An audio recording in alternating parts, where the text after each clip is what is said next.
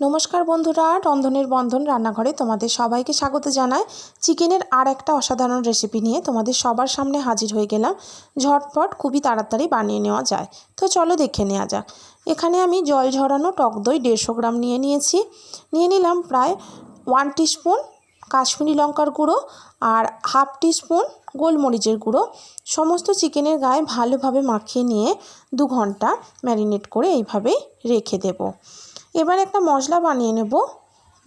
2 ইঞ্চের আদার কুচি আর 1 টিস্পুন ধনে আর গোটা কয়েক শুকনো লঙ্কা আর কাঁচা লঙ্কার একটা পেস্ট বানিয়ে নিলাম। এবারে কড়ার উপরে একটু গোটা গরম মশলা আর একটা শুকনো লঙ্কা ফোড়ন দিলাম। ফোড়নটা একটু ভাজা হয়ে গেলে বড় সাইজের 2টো পেঁয়াজ কুচি দিয়ে পেঁয়াজটাকে প্রথমে একটু ভেজে নেব। তারপর দিয়ে দিলাম 1 টিস্পুন রসুন বাটা আর একটা টমেটো কুচি দিয়ে আবারও একটু নাড়াচাড়া করে নিলাম যতক্ষণ না এর কাঁচা গন্ধটা যাচ্ছে। তারপর পরিমাণ মতো লবণ দিয়ে দিলাম। লবণ দিয়ে কন্টিনিউ নাড়াচাড়া করতে করতে দেখো পেঁয়াজটাও মজে গেছে।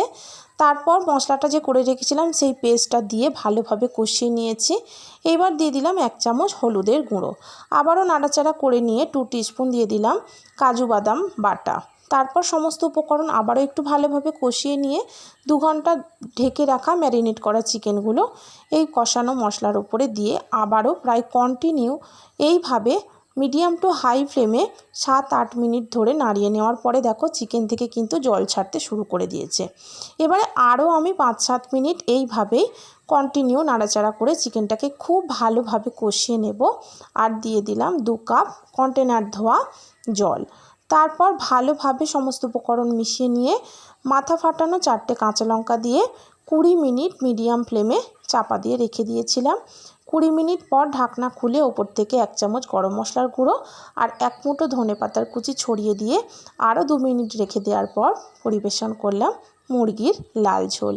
খেতে খুবই ভালো হয়, অথচ খুব সহজেই বানিয়ে নেওয়া যায়। বাড়িতে অবশ্যই ট্রাই করো। ভালো লাগলে আমার চ্যানেলটাকে একটু লাইক সাবস্ক্রাইব করো।